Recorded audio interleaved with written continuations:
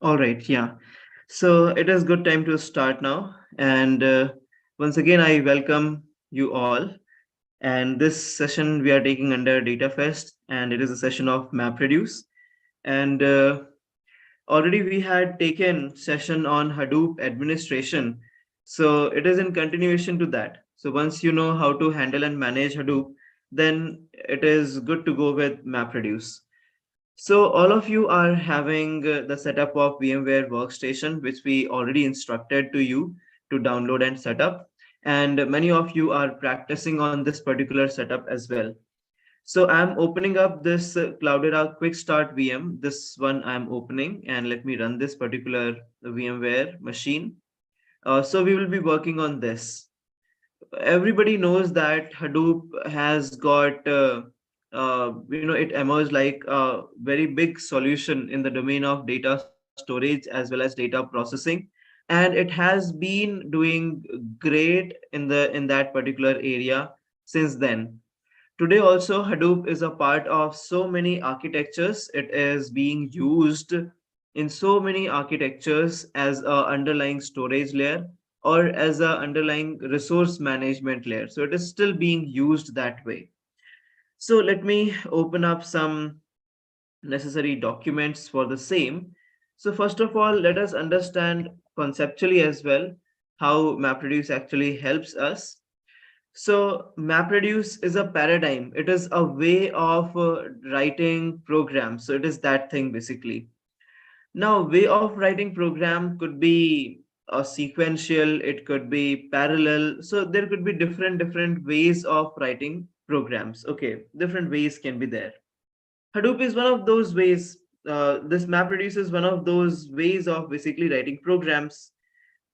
Now, let's say if I talk about sequentially writing a program, how does it works? Okay, so in case of sequentially writing a program, in that particular case, if you see that it doesn't go very well if we have very large data set. Okay, अगर बहुत large data set है तो उस समय पर sequential programming उतने काम की नहीं है. It won't be basically helping you up in that particular manner. So what you actually require is you require some sort of parallel programming. तो किसी तरीके से programming कैसी हो जाए, parallel हो जाए, ये आपकी जरूरत है. This is what you require.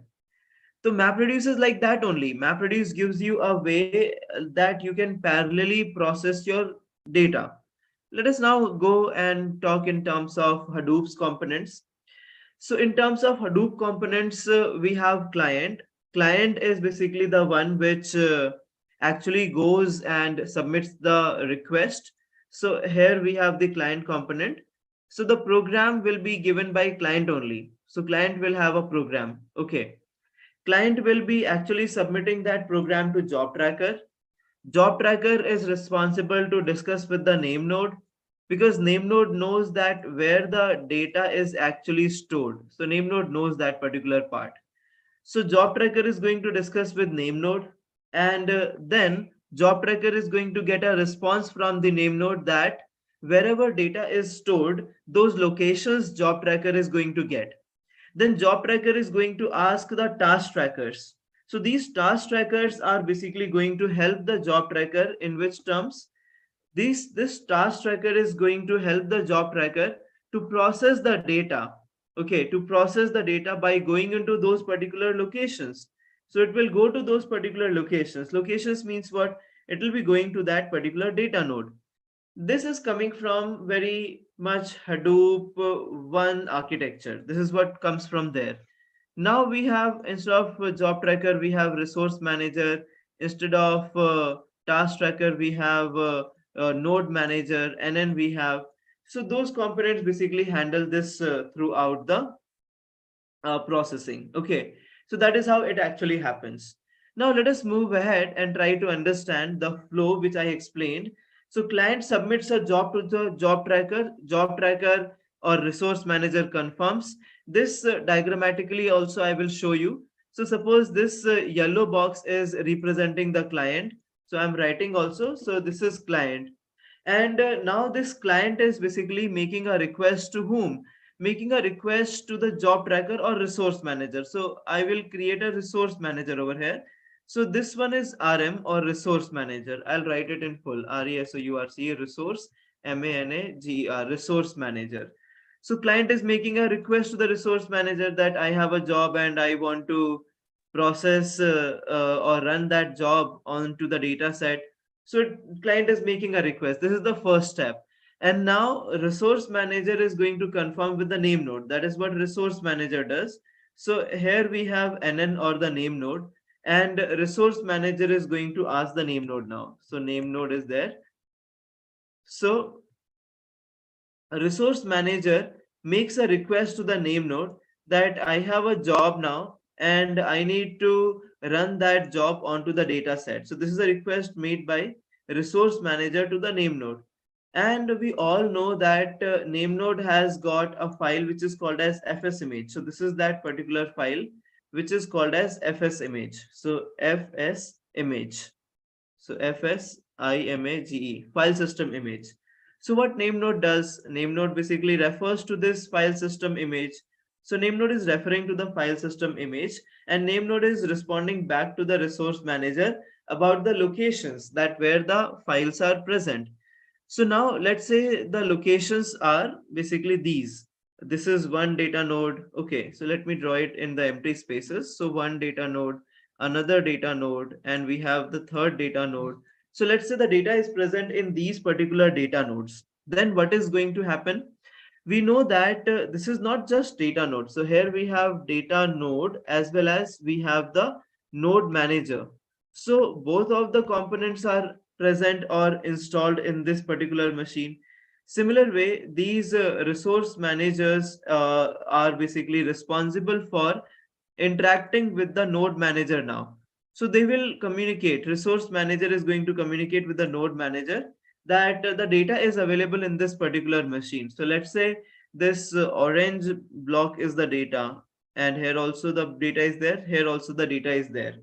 So resource manager is going to ask the node manager that you now execute the program onto this particular data set. This is what the resource manager is going to tell to the node manager. Okay. Now this node manager will start the execution. Similar way, the other node manager. So here also we will have data node and node manager. So here this node manager will start the job. In the other machine, again we have data node and node manager. So this node manager is going to start the execution. But resource manager doesn't do it directly. Resource manager actually allocates one application master. So application master is like a contractor. So there is a builder. Builder doesn't go and look for everything happening on a site. There is a site manager or there is a contractor. So that site manager is going to look out everything what is happening into that particular site. For that purpose, what this particular resource manager does is resource manager has appointed one app master, application master. So this application master is responsible for managing out all the job. Okay. So I'll make it very, very simple now. Client is the one who has the job. Client wants that job to be processed. Now, where that job will get processed, that job will get processed on the data set. On the data set. Where is the data set? Data set is already stored by the client in some previous communication with the name node. So the data is already there with the data nodes. What is SDFS? SDFS is basically coming from data nodes only. So all these data nodes, they come together and they build the SDFS, the storage part. Data is already present in the SDFS. So the job is going to run on that particular data. We know that data is present in the form of blocks. So these orange pieces of boxes, they represent one block at a time. So they are the blocks basically. So this is how data is getting stored, and then at the time of processing, client is requesting the resource manager is taking the necessary information from the name node, and then resource manager is allocating one application master who is actually coordinating with the all the name node managers, and node managers are actually executing that particular job onto that particular data. This is how it is happening. This is what happens in Mapreduce. Let me clear the drawings now and let us move ahead. Now understand in bits and pieces. Whatever we explained, I'm explaining you again now with the help of diagrams. You can understand in a very simple terms. So here you can see we have data nodes, and let's assume that the block size we have is 64 MB. Although you all know, can you give me in the comment box what is the current block size Hadoop follows?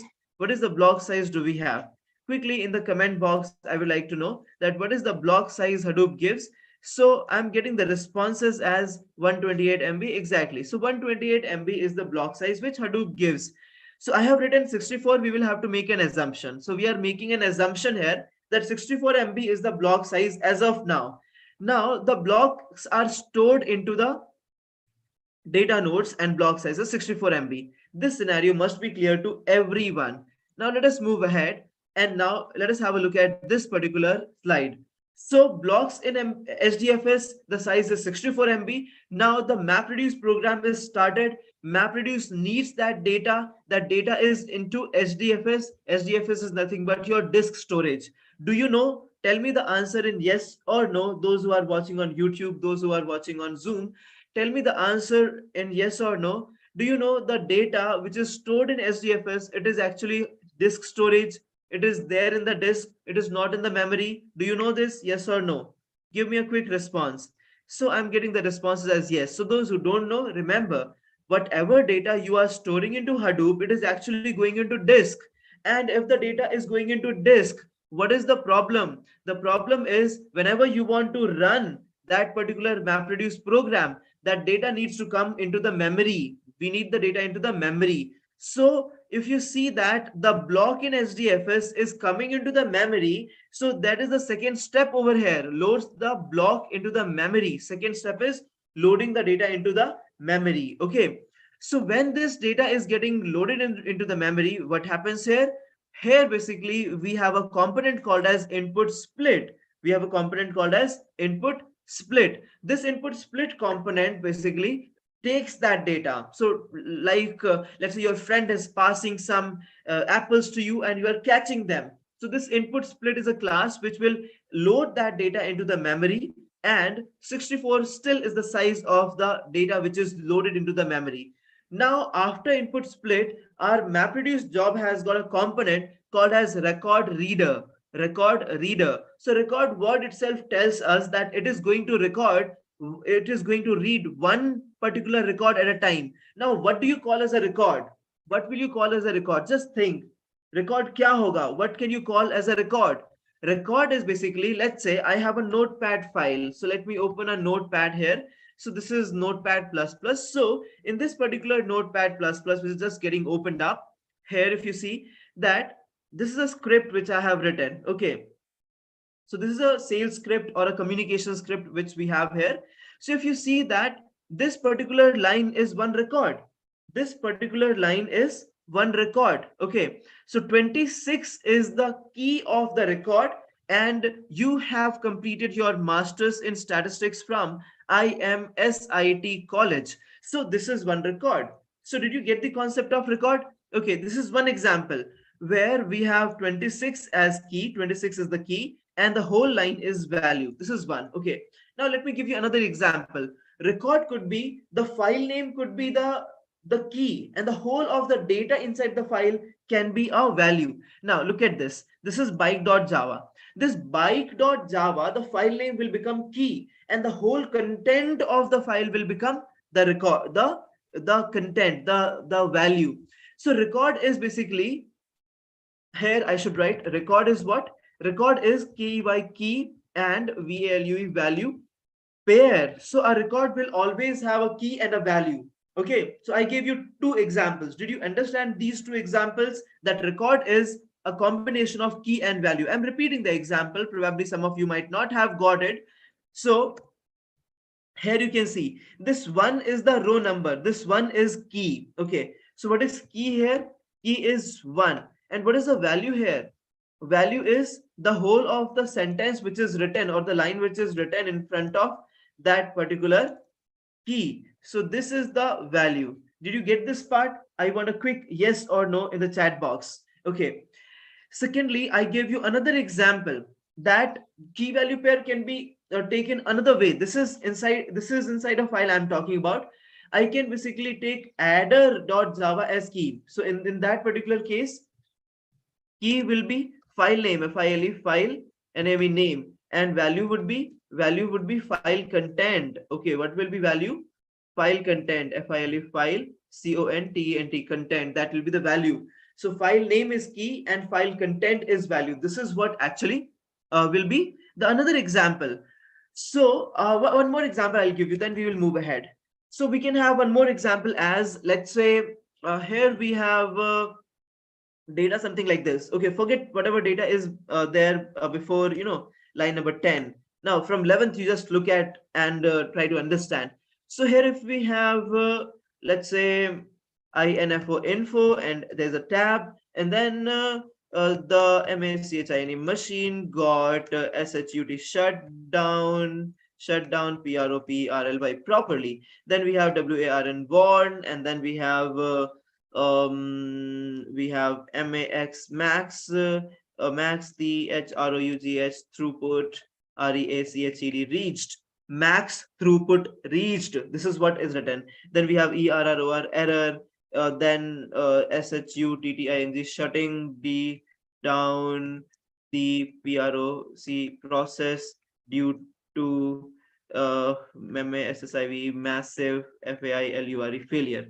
Now look at this particular data. Can you identify key value pair here? Is it possible to identify key value pair here? The answer is yes, you can identify. What is the key? For the first row, if you see, key is info. Exactly, key is info. And what is the value? Value is basically the machine. This whole sentence is the value. So ultimately, record has to be recognized, identified in this particular format. Okay, you should have a key, you should have a value. Okay, but format could be anything. Anything could be a format. It could be binary format, but you need to have key and value. So remember this thing. In case of a record, you need to identify what is key and you need to identify what is value. This is very important in case of a record. Okay, let me go back to the presentation. So record reader's responsibility is to read the data record by record, record by record, record by record. That's it. Okay. Now the actual function would come, which I called as mapper, and many of us we call that as mapper. Mapper has got the first logic which actually deals with the data. Mapper has got the first logic which actually deals with the data. Okay. So here you can see that we have blocks in SDFS. We have those blocks getting loaded into the memory with the help of input split. Then record reader is reading one record at a time, and record reader is passing that record to the mapper. This is what is happening. And mapper has got the actual logic which will deal with the data. Now, once the mapper logic is applied onto the data, again we get some output. This output is again in the form of key value pairs. So remember this term, key and value pair. As soon as the data comes for MapReduce, it has to be in the form of key value pair. As soon as the mapper performs its logic, it has to be in the key value pair. As soon as mapper gives the output also needs to be in key value pair. Okay, the next phase we have is reduce phase. In case of reduce phase also, the data has to be in key value pair. Will you be able to remember? The data always needs to be in key and value pairs. Okay, give me a yes if you understand this part. The data, as soon as it gets input into the MapReduce flow, it has to be in the form of key value pair, and the data, as soon as it is getting as output, the final output from the MapReduce, it has to be in the form of key and value pair. Remember this thing. Okay, now the first phase is about to over, and it is beginning of the second phase. Second phase is called as reduce phase, and this reduce phase, if you understand, this reduce phase has got the initial part which is called as shuffle and sort.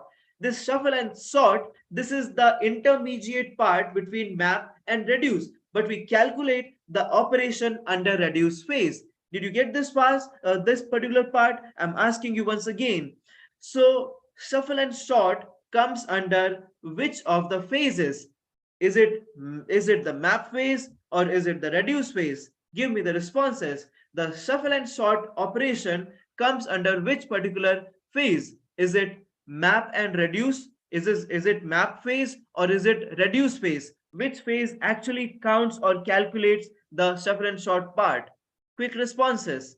Exactly, you have answered it correctly. It comes under reduce phase. Okay, although it is in between both of them, but we calculate all the operations, time, the number of bytes read, the number of bytes written, the counters, everything we count under reduce phase. Okay, so whatever output is given by the map phase, is it the final output?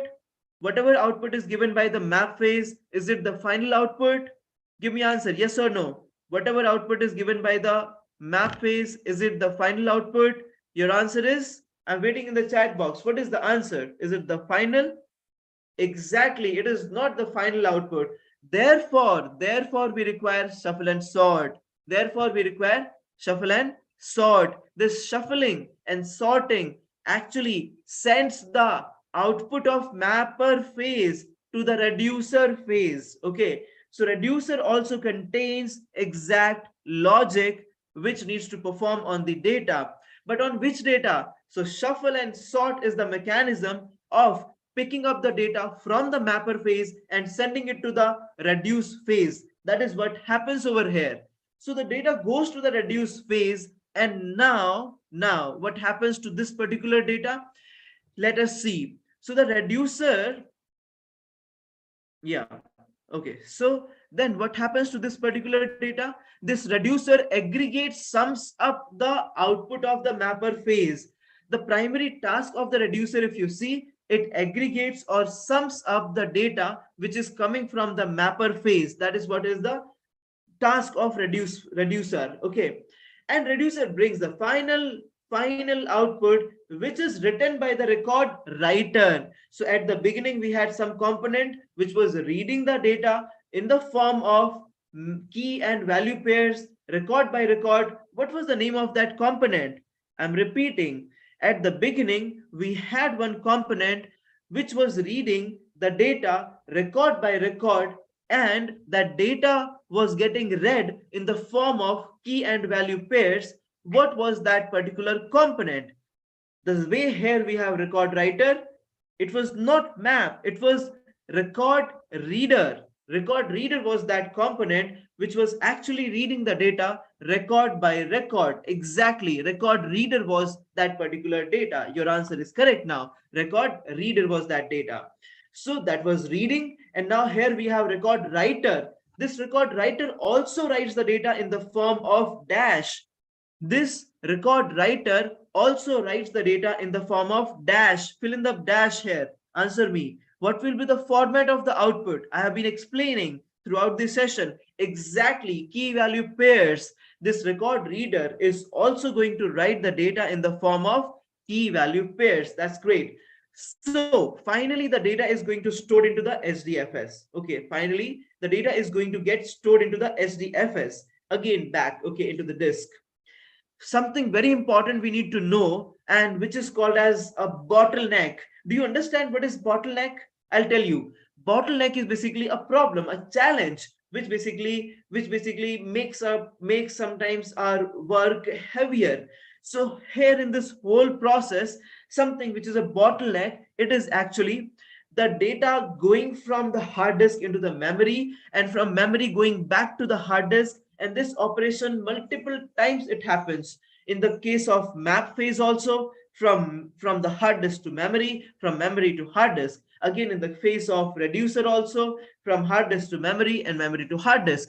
So this is a time consuming process which need not to happen, because it consumes so much of time which is actually not required. It is actually not required. This is what actually happens. Okay, so what should we do?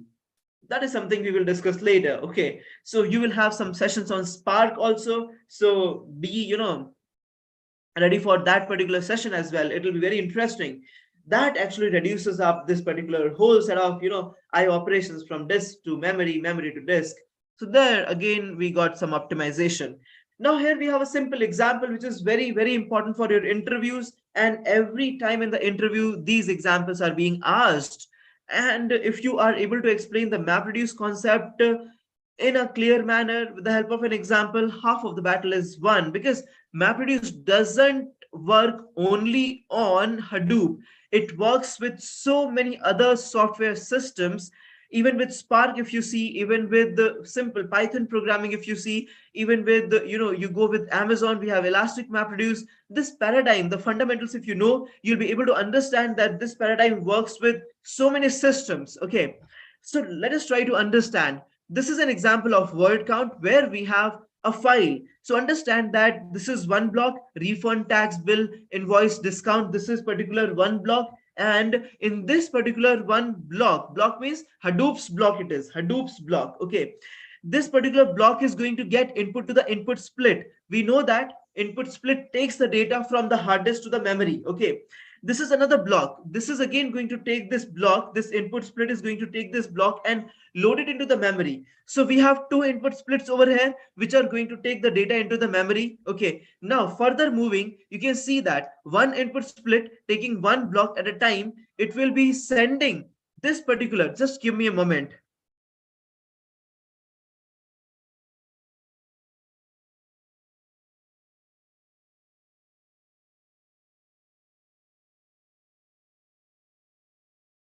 Thank you very much. So if we see that input splits are always taking the data into the memory, and now when this data is going into the memory, what is happening at that particular time?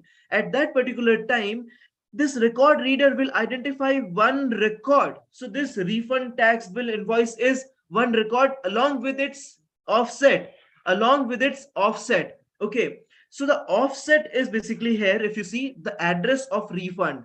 Okay, I told you key value pair. Key value pair can be identified in different ways. So you need to basically take care of that while you are writing a program. We will do a walkthrough as well. We will do a code walkthrough as well, where you will understand that how key value pairs are working. So here, if you see that this refund, tax, bill, invoice, this is one record. One record will be key and value. Key will be the byte offset. Byte offset means address. Okay, did you understand what is byte offset? It is address. Okay.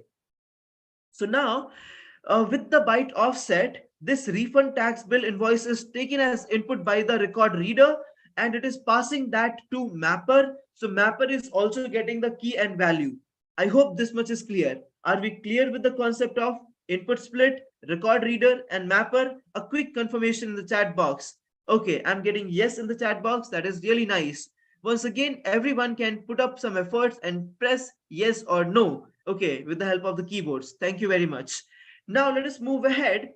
And now what mapper is going to do? Mapper is going to, split all the words. Refund is going to get splitted. Tax is going to get splitted. Bill is going to get splitted. Look at this particular split. So refund, tax, bill, invoice, discount got split. Refund, tax, bill, invoice, discount. So mapper function is doing everything with the data. It is not doing anything with the key. It is ignoring the key. That means record, reader, send key value pair to the mapper, but mapper doesn't do anything with the what? With the key. But it can do. But in this particular example, it is not doing anything with the key. It doesn't do anything with the key. It takes all the value and split them up. So we have splitted values, and now it generates its own key value pairs. So the key becomes refund, it adds one to it. Tax becomes the key and one is the value. Bill is the key, one is the value. A simple logic. What is happening over here? Here basically the word becomes the key and it adds one as a value. What is the logic? Why it is adding one? Because it is saying that refund is occurring for one time, tax is occurring for one time, bill is occurring for one time. Even if refund repeats, even if refund is coming once again, then what is going to happen? In that case also, we will have refund comma 1, and again at the end we will have refund comma 1. So two times it will appear, but it is just looking refund one transaction at a time. Let me clear the drawings and move ahead. So now understand, mapper basically gives such kind of output for all the blocks available. So for one block, let's say this is the output. For the second block, this is the output. For the third block, this is the output. So 1, 2, and 3. So three outputs we have got. Okay, three outputs we have got. Now what is happening next? After this, you can see that we will sort this particular data. So sort it bill, comma one, discount, comma one, invoice, comma one. So alphabetically or alphanumeric way, just sort that data. After sorting that data, now shuffle it. So shuffling is going to happen in this particular manner. Have a look at this. I will basically look for reducers for bill, separately reducers for discount, separately reducers for invoice. So what is happening? I want a separate reducer for a particular key. So I have bill, discount, invoice, refund, tax. So I have total 5 keys. So I want 5 reducers, and you can have a look at here. So one reducer, second, third, fourth, fifth, 5 reducers I have in total. So shuffling basically means this data going to this reducer, discount going to another reducer, invoice going to another reducer. This is called as shuffling. The way data is going or getting passed to the reducer, that is called as shuffling. Did you get the concept of shuffle and sort? Sorting basically is sorting the data in by alphabetical manner or alphanumeric manner, and shuffling is basically shuffling the record, okay, from one particular mapper's output. This is one mapper's output, this is second mapper's output, this is third mapper's output. So from one mapper's output, the way data goes to the reducer, that is basically a way shuffling actually happens. Did you get this particular concept? Can you basically say yes or no so that I can repeat or I can move ahead? A quick response is appreciated. Did we get the concept of sorting and shuffling? I'm getting responses as yes. Thank you. One basically repeat. So I'll just repeat and then you can basically rewind the video and you can have a look at it. So sorting is very simple. Sorting is arranging the data into a sequential manner. Now understand, I'm basically explaining it in a bit more detail. This is map 1 output. So there could be more than one mapper running. This is map 2 output and this is map 3 output. So I believe this much is clear. Quick yes or no. We will go very step by step now so that everyone understands it. So map 1's output, map 2's output, map 3's output. Now, map 1 output, if you see alphabetical order, A, B, C, D, E, F. So A, B, C, D says that B should come first and R should be after B. So what is sorting? Sorting is arranging the data with respect to the keys. What is the key here? Refund is key here. I'll just write refund is key. And what is value? Value is 1. So these are the values. So now do we understand that the sorting is going to happen on keys? So how the sorting happens? Bill, discount, invoice, refund, tax. So BDIRT. Now do we understand sorting part out of shuffle and sort? The key value pairs are sorted. Do we understand? Okay, great. So now let us move to the next slide and try to understand what is shuffling. Now we have sorted data. Here you can see this is sorted data, sorted data, sorted data. Now shuffling basically means sending things here and there, here and there. This is what is called as shuffling, right? Shuffling is basically sending things, okay, somewhere here, somewhere there. So now look at this particular first block. What is happening? In the first block itself, if you see that shuffling is happening, bill is going here, discount is going there, invoice is going here, refund is going there, tax is going there. The way this data is moving from the mapper's output to the reducer is shuffling. Why this is happening? There is a reason, because all the bills are to be collected here. So from all the outputs of mapper, wherever bill is present, it is going to come to this particular place. So did you understand the way data is going from the mapper's output to the reducers? The way is shuffled. They're getting shuffled. Now is it understood? Quick yes or no? Yeah, waiting for your responses. Shuffling understood? Great. This is called as shuffling. Okay. Yes. So MapReduce always follows this shuffling process before the reducer actually does something. Now reducer has got a sorted and shuffled data. So what this particular reducer has got? This one only bills data. This one only invoice data. This one only tax data. This one only refund data. And this one only discount data. Do you think this makes the task of reducer easier? Yes, absolutely. Because now this reducer doesn't need to look at what is the key. It knows the key is bill only. I just need to perform the operation on the data. Otherwise, the reducer will have to identify the key first. Okay, bill. Okay, your data, bring it. Okay, invoice. Okay, your data, bring it. So reducer will have to do extra task if we don't do the shuffling this way. Therefore, it is reducing the task of the reducer. Now, what reducer does? It is word count example. So whatever number of times your bill comes to reducer, it is going to add 1 1 1. Okay, so add all of them and the final output is bill comma 3. This is again key and value. This is again key and value. And this key value pair is given as an output by the reduce function in the reduce phase, and the final output is written by the record writer. So bill comma 3 is written by record writer into SDFS block. Is the whole process of MapReduce understood to all? Quick responses, yes or no? A quick responses I would like to get. Okay, great. So I'm getting a good responses as yes from all of you. That's really great.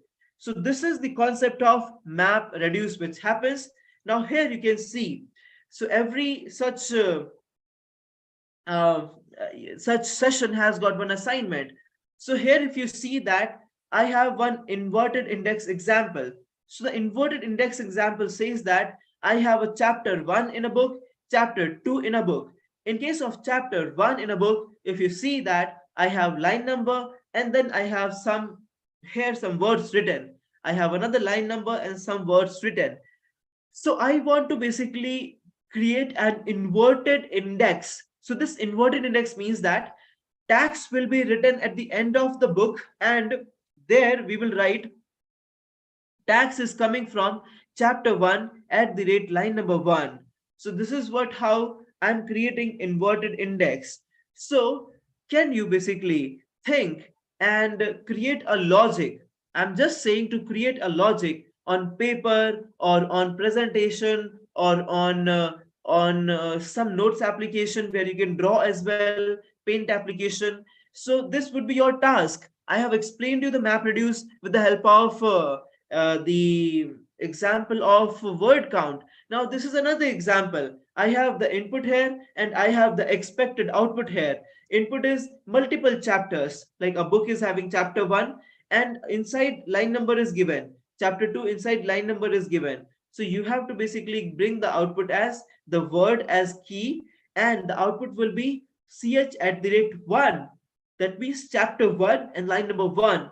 ch2 chapter 2 at the rate 2. Chapter 2 line number 2 we have tax. So this much detail I would like to have. Would you be able to attempt this particular assessment as a part of this particular session? Quick yes or no. Do you feel it very difficult or is it doable? Yes or no. Quick responses. Uh, if response is doable, you say yes. If you think it is impossible, you say no. A quick response is appreciated. So a good yes, a big yes is given by Prakash. That's really nice. And what about others? We have 60 plus participants over here. What about others? Okay, okay, great. So this will be the task. The best way to do the task is do it immediately. Now refer to the recording. We have the recording in the YouTube. You can refer it back and you can quickly check that how word count operation has happened. The similar way you can show that how this is going to happen. Okay, so although here is a quick hint I have given, but I want it in detail.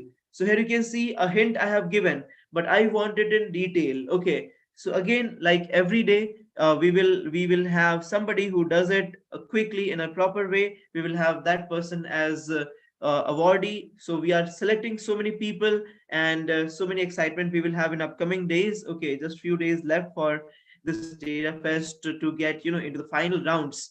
So thank you very much. This much we have seen, and I promise you the next session where I will practically show you the way we discussed conceptually. We will see practically how you can run a word count application here in MapReduce, how you can run examples like this, where you can create inverted index or you can do log analysis. So stay connected. At the end, I would say if you are not connected with the WhatsApp groups where DataFest updates are being shared, so do connect with them or write us on the comment box in the YouTube. We will help you out from there also. Thank you very much. See you soon. Thanks a lot.